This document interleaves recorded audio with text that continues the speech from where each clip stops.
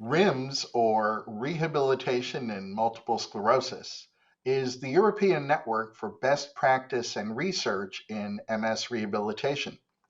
Joining us to talk about current trends in MS rehabilitation across Europe is the current president of RIMS, Professor Daphne Kos. Professor Kos is a professor in occupational therapy at KU Leuven and research coordinator at the National Multiple Sclerosis Center, Melsbroek in Belgium. Please get your questions ready because we'll be taking those questions following Professor Kos's presentation. And now please join me in welcoming Professor Daphne Kos to the stage.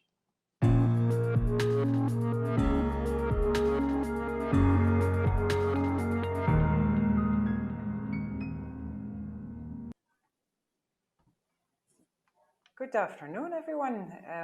Welcome, and yes, thank you for the introduction, John. I'm very pleased to be here to contribute to this conference and to see other presentations as well. And probably some of the things I will be talking about will be a bit repetition, but that's the strength of learning. So probably it's not that bad.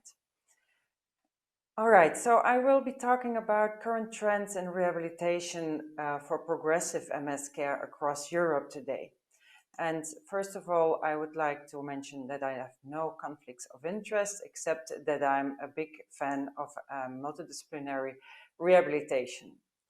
And this is what I will be talking about, the impact of the disease, the management, the efficacy of rehabilitation, and some future perspectives. Worldwide, we have seen this already, a minimum of 300 people are diagnosed with MS across the globe each day, with an overall prevalence of 2.8 million affected by MS. And if we look at the types of MS at time of diagnosis, that there is some 10% of people with MS in Europe that starts with a progressive type of MS. So these are the figures in Europe. And this is also what Professor Montalban already showed us. And regardless of MS types, we see in Europe that there are relatively high socio-demographic area with a relatively high life expectancy in people with MS, mainly in Western Europe. And this is also what Professor Montalban already showed us.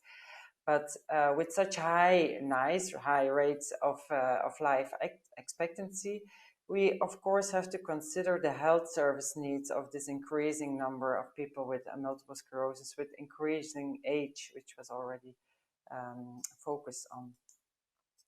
And when we are considering healthcare needs, we may want to look at disease burden from a symptomatic perspective. I can see my other presentation is ready, so I will go through to the right slide now, if that works. Sorry for that. All right. So when we are looking at the healthcare needs, we may want to look at disease burden from a symptomatic perspective.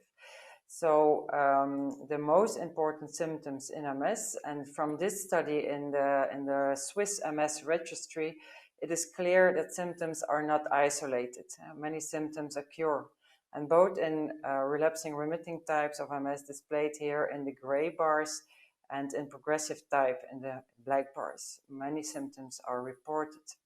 And among them, many invisible symptoms are reported, like fatigue, memory problems, bladder and bowel, or sexual dysfunction. And when we focus on progressive MS, mainly physical problems like reduced balance, gait problems, spasticity, or tremor are more prevalent in a progressive MS, but also fatigue, pain, tics, and dysphagia are reported more frequently in progressive MS compared to the relapsing remitting type. Symptoms are important because they hinder people in their daily life. And looking to the entire impact MS has on individuals, we often use the International Classification of Functioning and Health, the ICF, which is displayed here. Starting from the health condition on the upper part of the figure, and of course, in this case, this is MS, but also other conditions, as Professor Montenbald already showed. Comorbidities occur quite often, especially when people age, but also in lower ages, comorbidity are seen. And these conditions may impact on body functions like diabetes, may impact on body functions and structures like brain lesions, attentional deficits, reduced muscle force, or bladder problems. But they also impact on activity levels like personal care, walking, or talking to someone. And all these may impact the roles a person can take up in society, like having a job, taking care for children, going to the pub, and so on. And personal factors like self-efficacy and resilience, and environmental factors like social support or financial capacity could be facilitating or restricting in all these domains.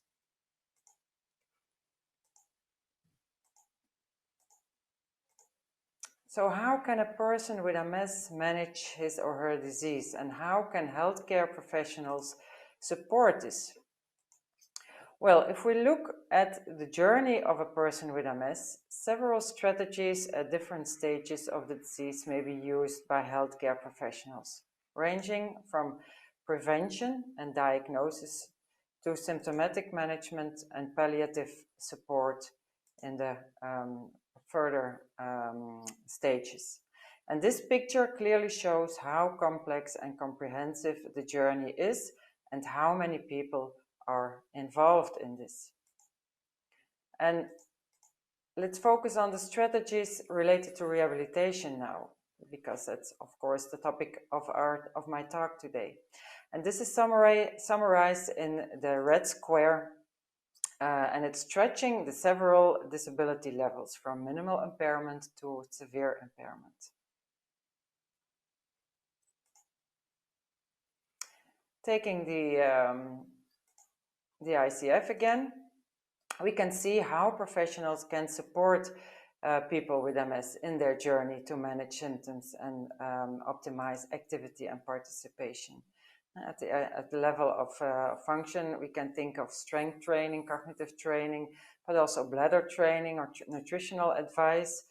At the level of activities, we can think of ADL training, swallowing advice, wheelchair training, communication devices. At the level of participation, we may think of vocational training or holiday planning advice or some information about that. Fatigue management is an important issue in rehabilitation as well. And then looking at the personal factors, we can think of psychological support, mindfulness, goal setting. And for the environmental factors, we may think of food supply, home adaptation, social security benefits, and so on. How can all these approaches and disciplines be organized then? Well, Sorensen and colleagues published some minimal requirements for the organization of an MS care unit, with the person with MS, of course, in the middle of the care, and surrounded by several healthcare professionals working in the MS care unit, displayed within the circle in this picture here. And from this unit, several other external professionals collaborate with them, like dietitians, speech therapists, social care specialists, or pain specialists. When looking at an optimal situation, however, the multidisciplinary MS care unit may look like this, with many rehab specialists integrated in the MS care unit, collaborating with external professionals, either or not at a regular or intensive base. And as you can see, it is much more comprehensive and much more elaborate than the minimal requirements. When healthcare services are available, how do people with MS experience this? Do they seek for care? Well, this Canadian study showed that people with MS would weigh the options. Is it worth it? And is this weighing is dependent on the perceived urge for care, on past experiences and anticipated outcomes, but also barriers to seek help. And I will focus on that a bit further.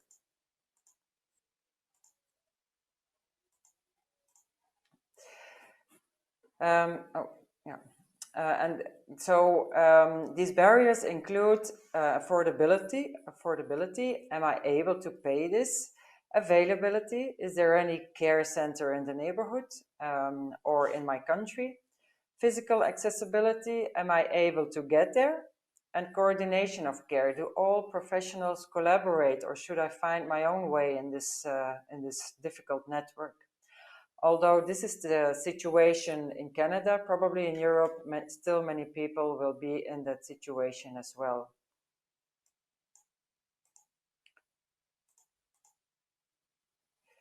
So regarding availability of rehabilitation in Europe, still in about 30% of European countries, no rehabilitation is available, as shown by the MS Barometer of 2015, created by EMSP. The updated 2020 version is coming soon, so looking forward to see some improvement at that level. And as you can see, there are still quite some countries where only half of the MS population has access to rehab, especially in the eastern countries.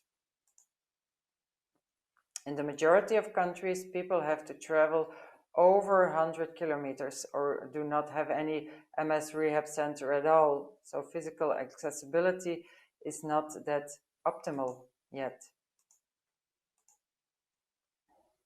In most countries, there is a reimbursement of rehab, although in 6 countries there is no reimbursement at all. So also the affordability of rehabilitation is not optimal yet in Europe.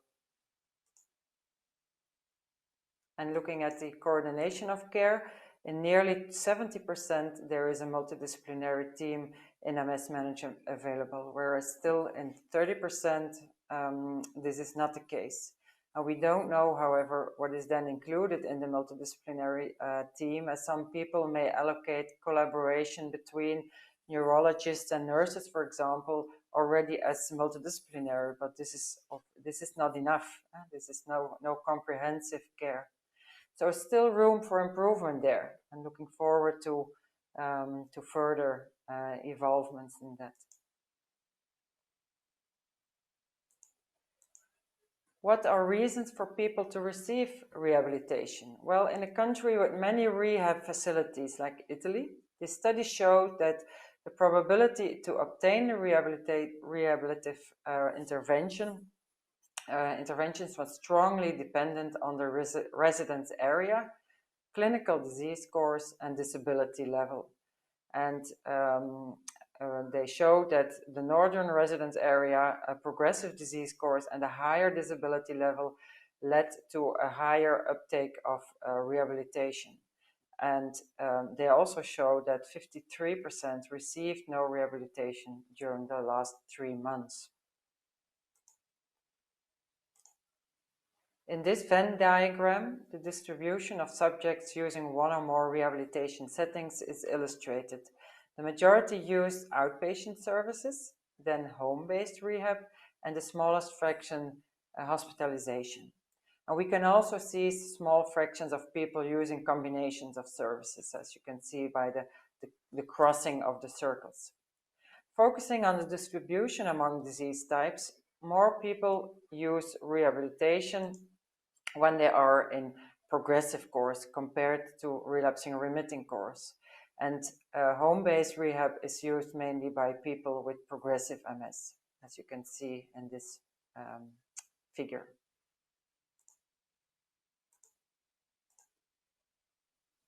Focusing on the distinction in service use among people with different disability levels, we noticed that mostly people with moderate disability levels use rehab services, and people with severe disability mainly use home-based rehab. And the mild group mainly uses inpatient or outpatient services. And then finally, the longer people have the disease, the higher the use of services applicable for all settings. Also related probably to aging, as Professor Montalban already mentioned. People with a recent diagnosis hardly use rehab services. And actually, that's a pity, because if we look at the possibilities and the opportunities for people with recent diagnosis and limited disability, there are also many opportunities there for rehabilitation. It may also play a role in the prevention of disability, and that's what we call the pre-rehabilitation.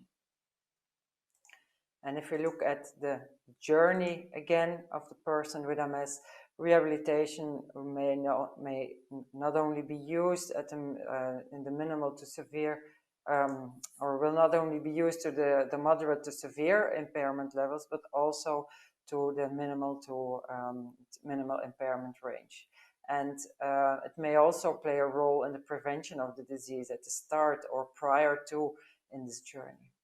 And this morning, the concept of brain reserve was already mentioned to prolong the time before disability occurs, and that is also a role where rehabilitation can, rehabilitation can play. And I mentioned earlier that in Europe, only 10% is diagnosed with progressive MS. So this part of the journey is only for progressive MS is probably only for 10%. But also for this small group, there are opportunities for rehabilitation in that early stage already. I have been talking about the need for and organization of MS rehabilitation, but what is the evidence of rehab? Quite some research of the efficacy of rehabilitation strategies have been performed, as shown in this overview table of review of studies performed in 2019. Most studies focused on physical therapy, with moderate evidence, and neuropsychological and cognitive rehabilitation with low quality evidence, meaning that more research is needed to confirm the results. All studies included in this review focused on outpatient rehab, whereas inpatient and rehab at home was not studied for all interventions. Multidisciplinary approaches, however, were studied in a total group of 954 subjects and showed moderate evidence for inpatient and outpatient multidisciplinary rehab. So still research is needed there to confirm the results. And all studies, all studies focused on several MS types and hardly made a distinction between subtypes. It is therefore unclear whether people with progressive MS would benefit more from rehab to a different extent than the relapsing subtypes.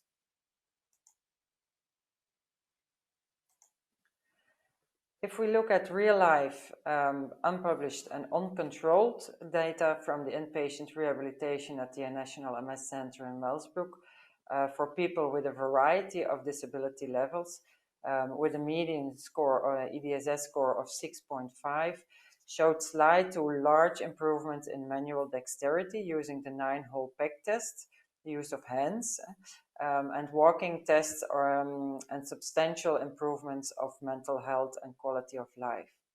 No sub-analysis on different disability groups or MS subtypes were performed yet. However, this may shed a light on the specific efficacy in these subgroups. And rehabilitation does not only improve activity and participation, but also optimize functional or structural plasticity.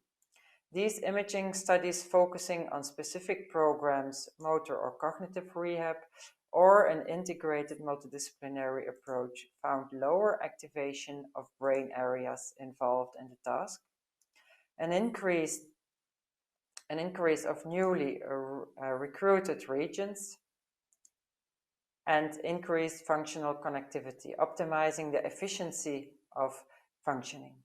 And although there are future challenges in this research, like increased sample sizes, use controlled trials, outcome measures indicating success of rehabilitation and sustainability of changes, the study seems very promising in the role of rehabilitation in this stage.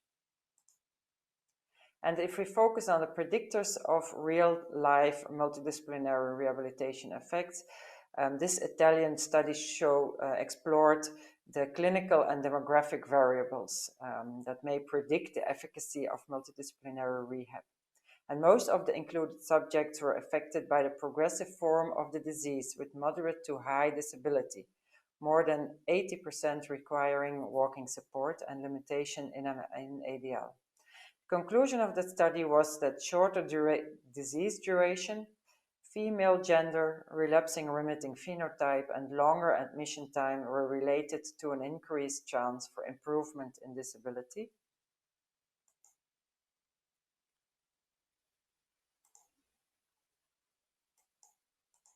And shorter disease duration, psychological counseling, and lower baseline EDSS scores were associated with a higher improvement in ADL autonomy, so the independence in performance of personal care. This study indicates that multidisciplinary rehabilitation is more effective in reducing disability and increasing ADL autonomy when it is initiated early in the disease, when it includes psychological counseling, and when it takes enough time to gain effects.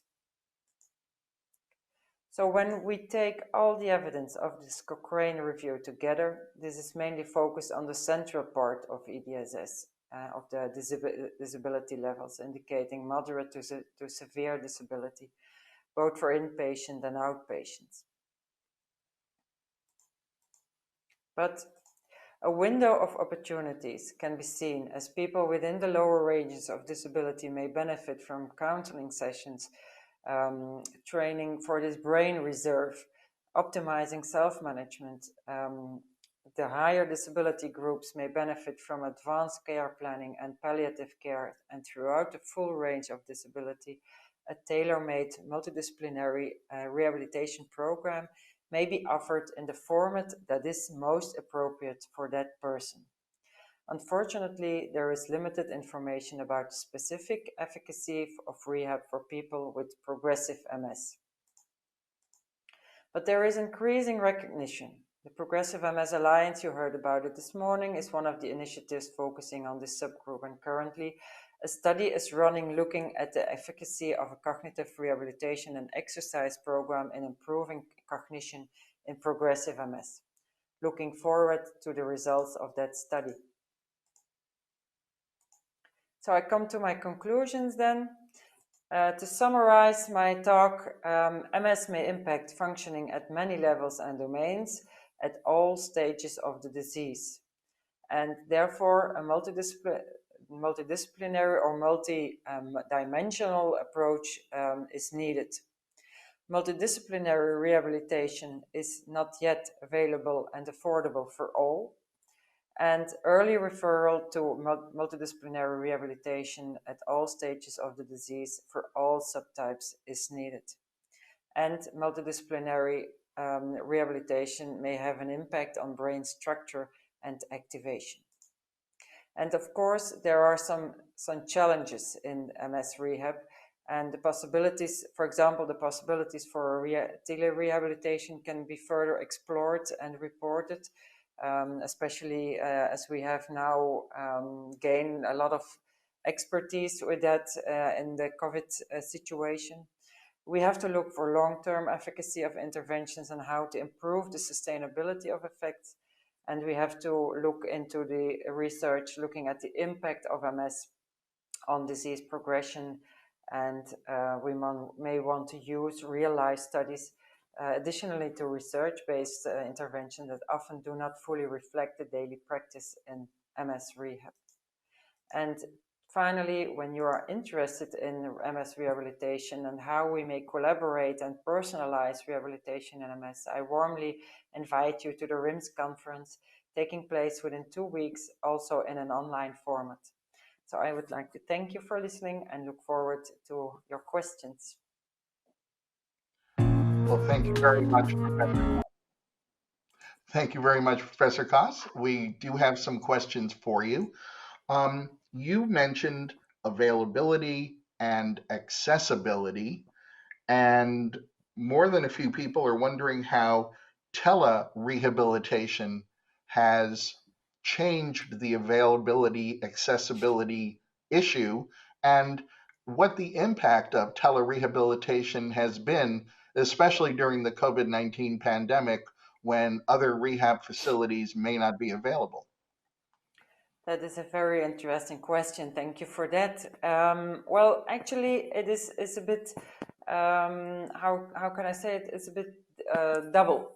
On the one hand, I think telerehabilitation provides a lot of opportunities for those people who are not able to travel to rehab settings, to attend the settings that are, or the organization of care that is already provided. And I think indeed, as I mentioned, this telerehabilitation, these opportunities and the possibilities will have to be further explored and to look further in detail to see whether or not that is as efficient as it is when it is provided in a face-to-face format.